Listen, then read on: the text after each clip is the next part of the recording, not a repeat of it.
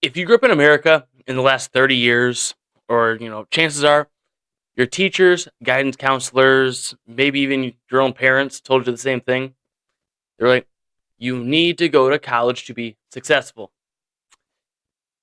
And it's kind of only half true because some jobs, 100%, college is completely necessary to do them, while the other half, completely unnecessary. But for whatever reason, over the years, it's been demonized to not go to college because higher education, higher learning is the gold standard, if you will. But really, like, what is the gold standard? What is the definition of success? If it's credentials on a piece of paper, yeah, college is probably the way to go. Trades don't always give you the piece of paper in the same sense.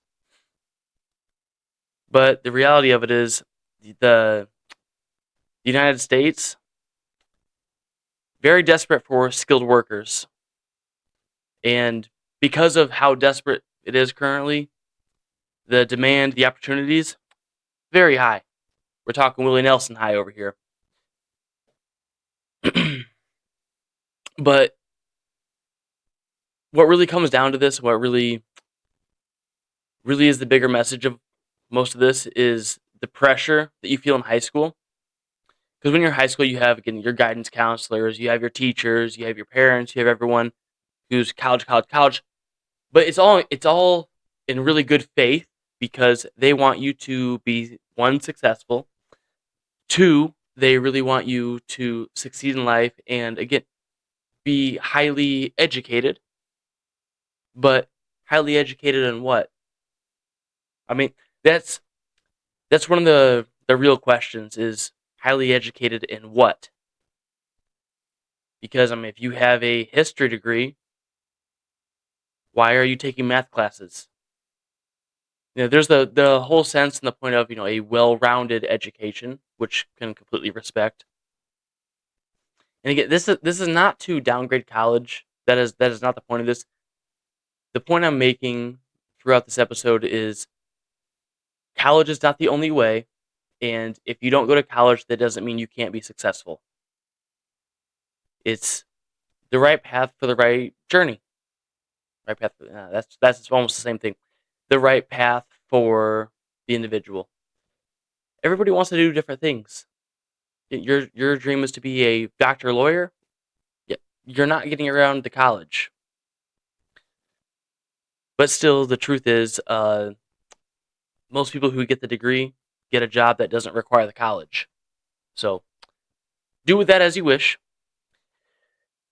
Because the high schools, they push really hard for the college, and if you don't go, they really put the perspective on you that your life is not going to amount to much if you don't go to college. And again, this could not be further from the truth. Could not be further.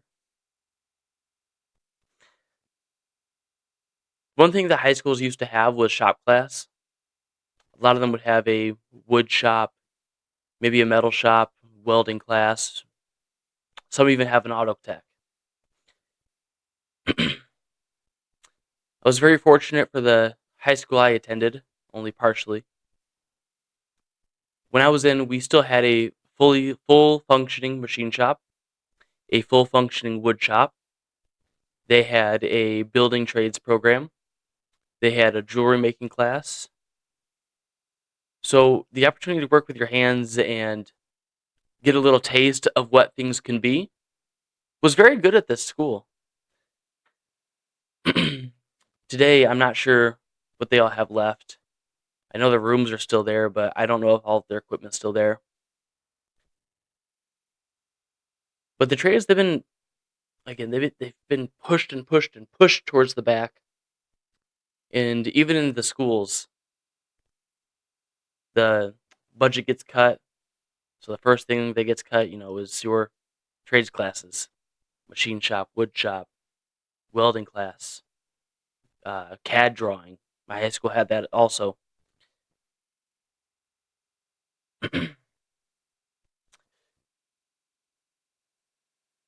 Trade jobs and jobs that don't require a degree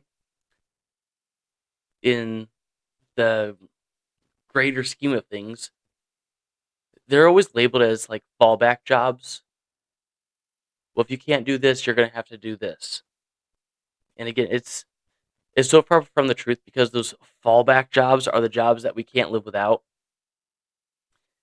The room that you're probably sitting in right now, look around from the walls to the flooring to the ceiling to the plumbing that's running inside of the walls to the copper lines that are running in the walls to the ductwork to the carpet to the subflooring. All of this was placed by a tradesman and a different tradesman.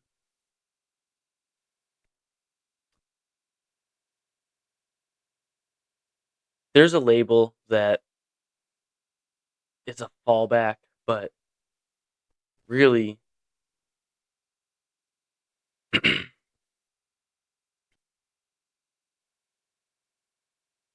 in talking about the high school shop classes, when I was early middle school and starting through high school, I really thought I wanted to be an auto tech. I want to be an auto mechanic. I want to be the guy that goes fix your cars. And then, just a little backstory here. I'm actually homeschooled, and I went from fifth grade all the way through high school. I was in orchestra. I played the violin. And when during my freshman year during high school, someone told me that there's a machine shop class in the high school. And I'm like, I have no idea what that is, but cool story, bro. One day I was walking past a classroom door and I poked my head in. I see all these machines everywhere.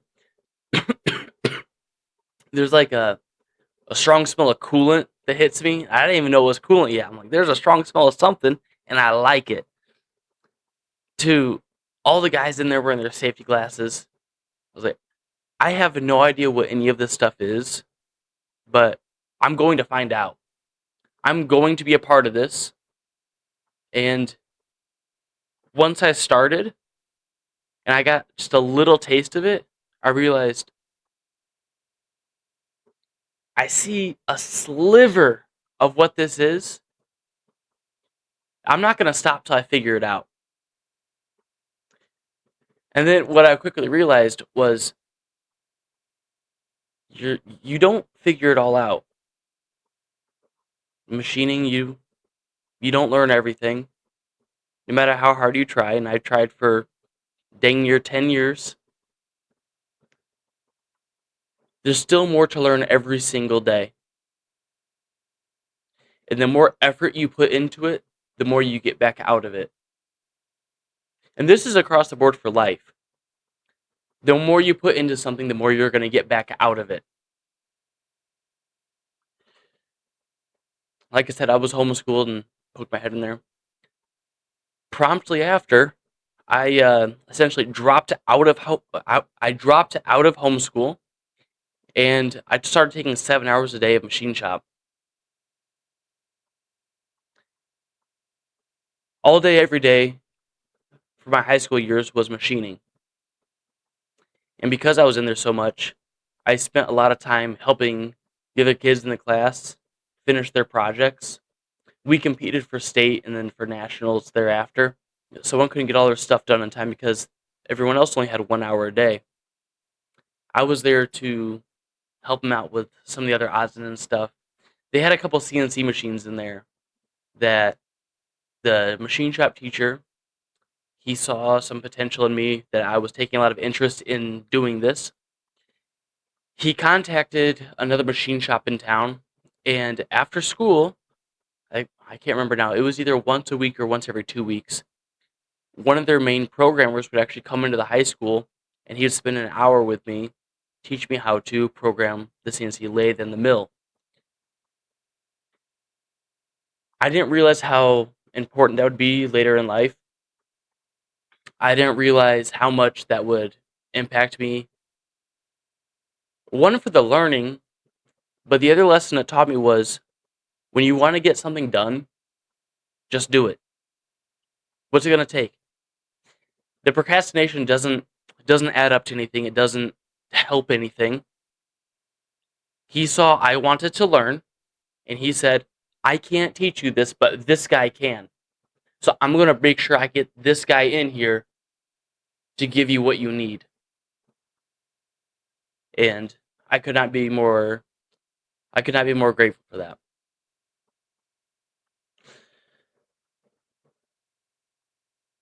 The other flip side to all of this is the college debt that comes with going to school. Right now in the U.S., the average student loan debt is between $30,000 to $40,000, which we get 40 grand, a lot of money. It's not a little piddly something. I'll pay that off this weekend. But the other thing about it is a lot of degrees, they don't always lead to high-paying jobs, which this is where when the pressure to high school kids gets to be so great that they feel like they have to go, and it's almost like a roulette wheel. They spin it, close their eyes, and throw a dart, and they're like, okay, this is what we're doing now. We're doing North African lesbian dancing studies, or pick your degree. Just because you have the degree doesn't mean you're going to end up in a high-paying job. Which also goes same for the trades. Just because you're in a trade job does not necessarily mean you will be a high-paid position. But there is room for growth.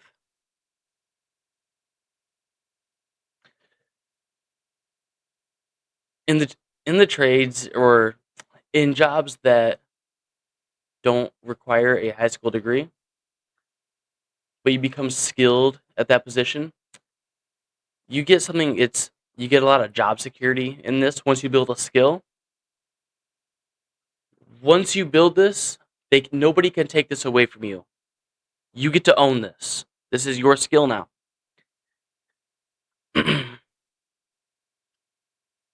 Something I like to tell people, especially new guys coming into a shop I'm working at or a job site I'm running, is when the guy tells you he's been doing this for 20 years, 30 years, 40 years, and it's coming off as almost a braggish way or as an authoritative way. Hey, I've been doing this for 20 years. I know what I'm talking about. Sometimes that's true. But sometimes, maybe you've been bad at your job for 20 years.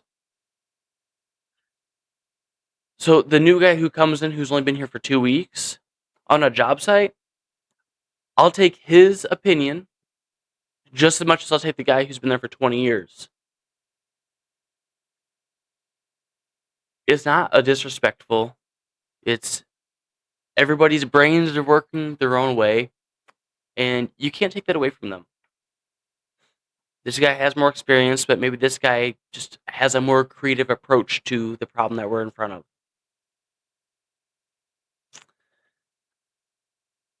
This can cause some problems, especially with the guys who've been there a long time. But it's usually only at first when the new opinion, new idea comes in and they can see the success of it or just the different perspective that looking at it through a new lens,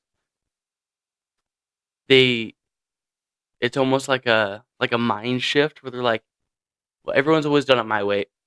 This way is actually pretty good. So you can't value skill in years. You can value skill in the person. It's so individualized. Now, so far out of what I've said, imagine, let's not imagine, I'm just going to flat out ask. If you're a 17, 18-year-old kid who's in high school right now, and someone offered you a job, and they offered you to learn a new skill give you an opportunity that could support your entire life, something that could support you the rest of your life, would you take that opportunity? Or are you going to say, no, my friends, my family, society, they all say I need to go to college. What does this look like? What is this?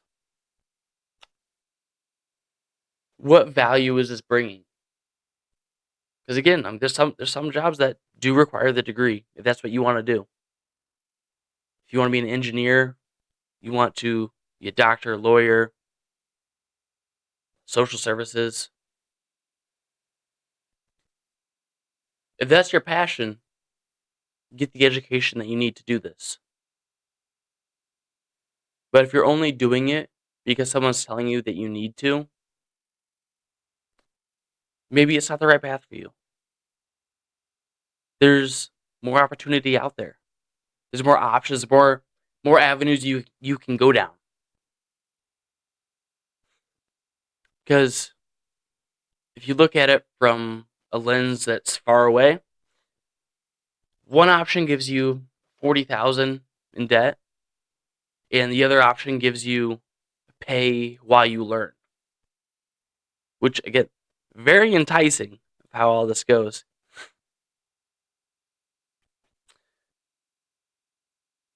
For a lot of the mainstream trades jobs, here's just a range I wrote down. Now this is just a range. They go up and down, from here, depending on your skill level. But again, this is just a median average. So electricians, 60 to 100,000. Millwrights, 70 to 120,000. Welders, 50 to 100,000. Industrial maintenance, 70 to 120,000. If you're a lineman, 120,000 to 200,000. When you take any of these jobs, and then if you want to factor in the overtime, if you're willing to work it, the per diem that might come with the job, this could completely exaggerate the numbers. And also in the trade community, in the blue collar community, whatever you want to call it, there's a lot of talk, and this was an older saying, which still happens now, but it has a different meaning. They would say, yeah, that's a six-figure job, six-figure job, six-figure job. Hey, you, six-figure job. That's a term that gets thrown out all the time, and people hear six-figure job. For whatever reason, everyone's minds go straight to 100,000 on the dot. Well, I don't want to burst anyone's bubble here, but I'm just going to say it. 100,000 is the furthest bottom end of six figures. It can go all the way up to $999,999. So we're talking about very different ends of the spectrum here. Electrician, six-figure job. Sure, no problem. But are we talking 100,000, 150,000, 200,000, 400,000? I don't know. Only you guys know that. But I think it needs to be said, though, that talking about the six-figure job does not mean just 100,000. This can mean 400,000, 200,000. There's a lot of range in that ballpark that gets said all the time.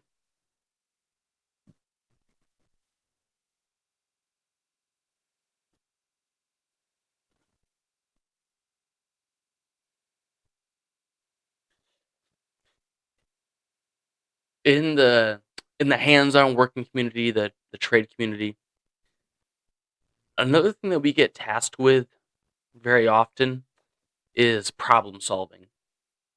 Now, every career, every job path, what have you, college, non-college, across the board, Something that you're going to run into a lot just in the job market as a whole is problem solving. It's a very popular topic, and it's something that is also very real. So, people call us when they have a problem. Big or small, take your pick. Everyone's stress level is as much stress as they're willing to put on themselves. So, my background is in machining, and a lot of my problem solving in the machining was related to how would you hold on to this part? Because you have, it's this long and it's shaped conical this way and curved this way, what have you. When you need to do the sixth operation of machining on it, how how do you hold on to it? The square vice jaws don't grab it anymore. You can't toe clamp it. Maybe you can cut some soft jaws to grip it just right, but it's not always the easiest thing. Or if you're machining some aluminum and it's a longer bar and you're hogging it out, like you're taking some nasty cuts. Maybe even seeing those little sparks come off that thing. When you open the vices back up, how much is it going to move? We're machining here, so 1/1000ths can be a problem. A human hair is 3/1000ths. If it moves only 1/1000ths, what do you do? Do you try to do something after? Or because of your skills and knowledge and wisdom of doing this for so long, do you know before you start cutting it that it's going to move? And maybe you have to hog it all out, but you have to leave extra material so when you open the vices, the material can spring up and it can relax. Then you can go back to it and touch it up where you need. This is just one area of problem solving in one industry from one individual. All of you guys have your own experiences in this. But also with the problem solving, you get to see the results of your work a lot. Whether you're in, again, construction, HVAC, electric. I keep highlighting like the five most common trades, but they're the five most common for a reason because you see it everywhere. One area that still comes to my mind a lot was when I was in high school. The building trades, they were building this thing for the city. And they called it Safety Town. What Safety Town is, they have this built up at one of the elementary schools, and it's a replica of the city. So all of the local businesses are in this, and it's all these plywood buildings that kind of represent the actual storefronts of these businesses that are in town. And there's streets and crosswalks and everything through this again, little town that's a 400 by 400 foot section. And they built this for elementary school kids to learn how to safely walk in town, how to use stoplights, how to use crosswalks. And it was also a big part for the local businesses to be able to represent, advertise themselves. Because up on the front of all these buildings, they have the actual logos, the signs, the names. And in high school, I built the stoplights. They have stoplights that go down into the ground that operate again to teach kids how to read stoplights, know when it's safe to cross, know when it's not. And when I drive, my daughter used to go to the school, and when I drive by there, I still see everything all set up there. It means a lot to me that I got to be a part of building this for the town, for the community, for the kids to learn how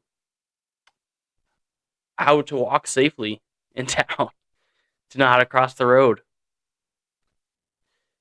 This is another instance getting to see your work. I was out on an island in Alaska for about 6 months, and I was a machinist out there for these fishing boats. So sometimes they'd break apart, and every part on a fishing boat is custom made. There is not a fishing boat dealer for commercial fishing boats. Everything's custom made. So if something breaks, there's no catalog or part number for it. It's, I have a box of broken pieces here. I need another one. Can you help us? So I got to do a lot of that. And the fishing seasons are a lot shorter than most people realize for species of fish, crab, what have you. Some of them might only be 2 weeks. So on day 12 of the fishing season, that boat can just be dead in the water because whatever oil pump, valve, cover, blah, blah, blah, thing you want to call it is broken. And they'd come to me with a part and say, we need this fixed and we need it as soon as possible. You take it in a couple hours, you can make them a new one, give it back to them, they install it. Boat's running again. And the following day, they make, I don't want to say a dollar amount here because I'm going to probably get this wrong. They get a full catch for the boat. They fill the thing straight to the gills. And these fishermen, they get paid a percentage of the catch. They don't get paid an hourly or a salary. They get paid on how much fish they catch, a percentage of that. So that feeling you get of knowing, all 20, 30, 50, 100 guys that work this boat made a salary because you helped them get running again. What other job gives you that feeling? Which I'm saying this rhetorically. I know there's a lot of them, and I would love to hear all about those stories. But there's something different knowing that you can build something or fix something or figure something out with your own hands and not needing help for it. To see a problem or see something broken and you just go in there and fixing it. For not needing to call someone. Because you're the guy. You're the guy that could do this.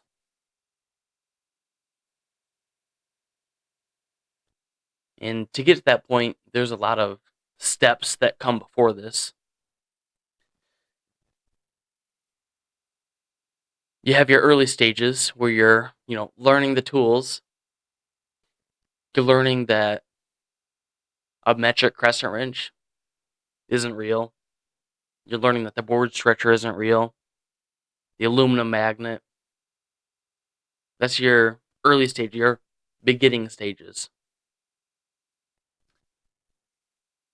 But then you start building skills that when people come to you for the knowledge, when something isn't going right and people come to you for advice on how to fix it, and they're not coming to you because that's your job title to tell them this. They're not coming to you because you have a degree in this. They're coming to you because of the hard work that you've put in over the years, the time you've spent to master your skill, the time that you've put in being reliable, for being the guy who can recognize his own faults, being the guy that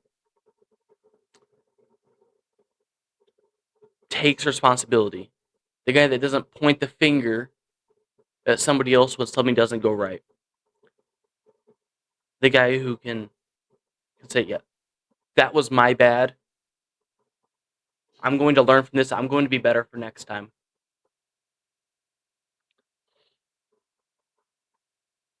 Which that kind of leads into teamwork and how you work with a team and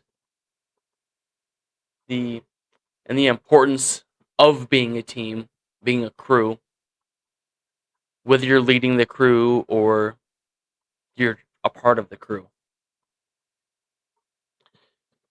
Myself, coming from the machining background,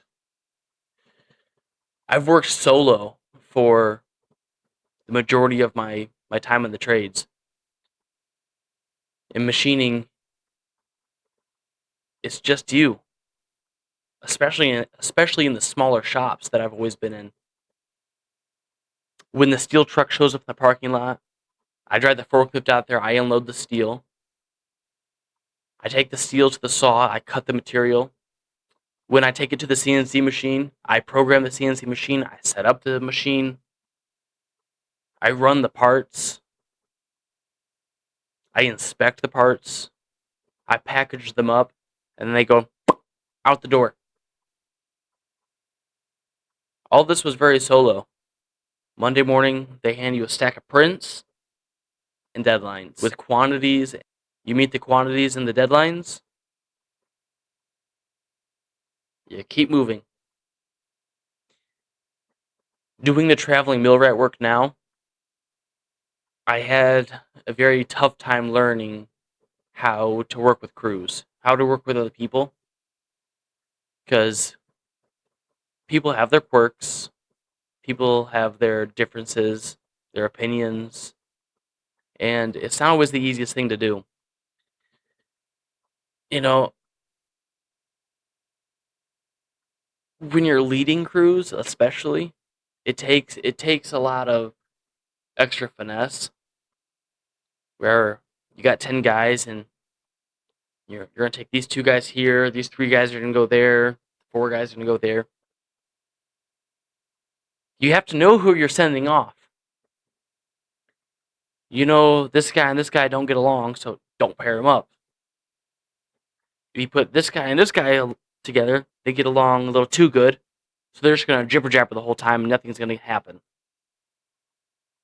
This guy's super technical, this guy's super,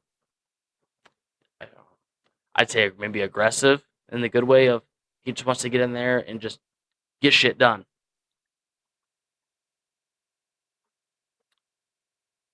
Something something that's hard to learn from, again, coming from a solo background. My current boss told me a while back. Give me it was a good analogy for this. He said, think of everybody as a machine gun, right? You just have to know where to aim them. And that line hit me really hard. Just because you might not care for someone the most or you don't think that they're very good at doing some things, fine, no problem. Everybody has their strengths and their weaknesses. You need to find their strengths, point them in the right direction, and let them go. You gotta let them go.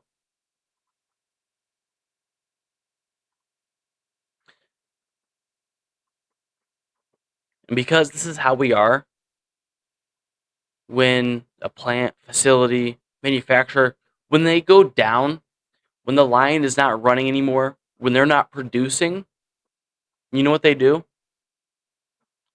That plant gets on the phone immediately and they call a tradesman because they know that's the only person they can call to get them up and running again right now. They don't always care about each individual's credentials. Do you have your OSHA 10? Do you have your OSHA 30? Are you forklift certified? No, they go, you do industrial maintenance? You say yes. You say, can you fix this, this, and this? And you go, yep. They go, come here now. Not later, not tomorrow. We need you now. And that's part of the fulfillment you get working in the trades. You get to learn the skills that other people don't. And when the world's falling apart to somebody else, you're the guy with the confidence who can walk in there and say, yep, I can fix this. The feeling of that is out of body. Seriously, there's nothing else that's like that. And in this industry of tradesmen, we need to talk about the future of it,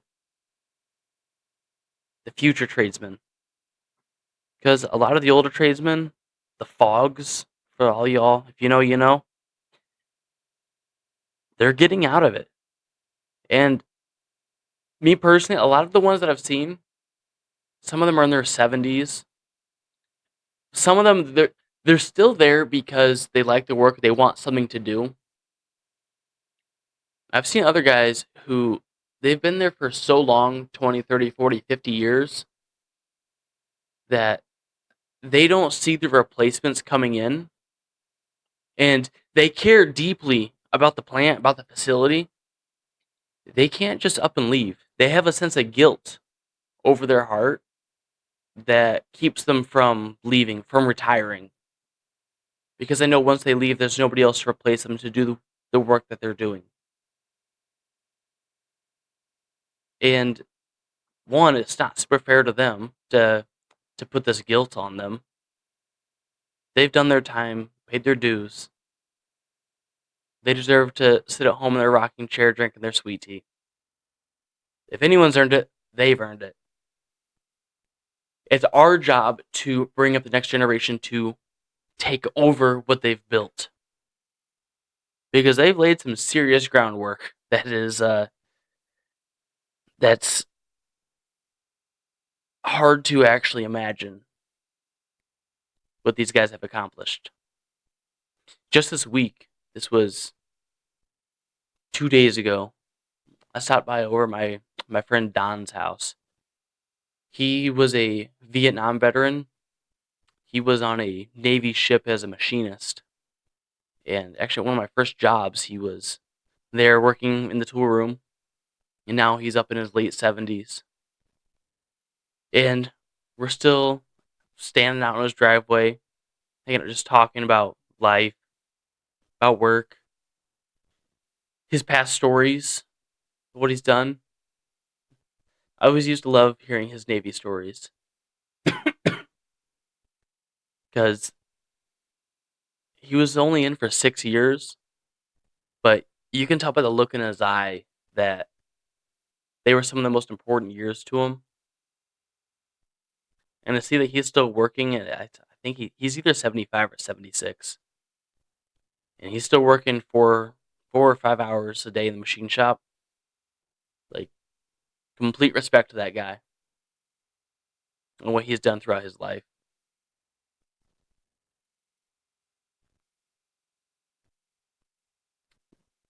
Because right now in America, there's massive opportunity. And it's all out there right now for the young guys who are willing to learn, for the guys who are willing to put the time in to accomplish something, to finish something.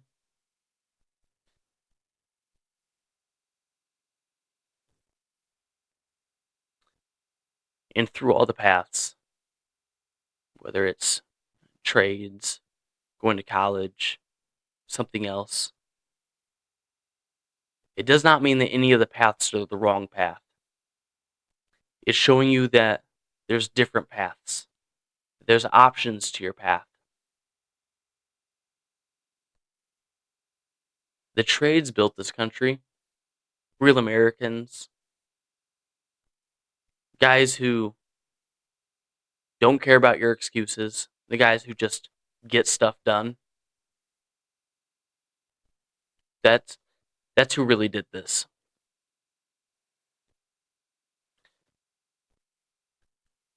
If you're in high school right now and you're not super sure about what you want to do, what path you want to go down, because again, you're only 18, you're 17, you're 19. There's a lot of years that go on after this. So it's a big decision to make now. But the trades, they're going to take care of you. You go to college, you go and you get a degree in something that you're very passionate about. That career, it's going to take care of you.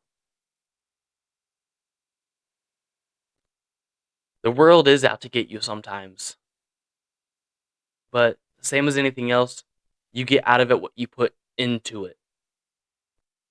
So remember that, and we're all out here trying to make a difference.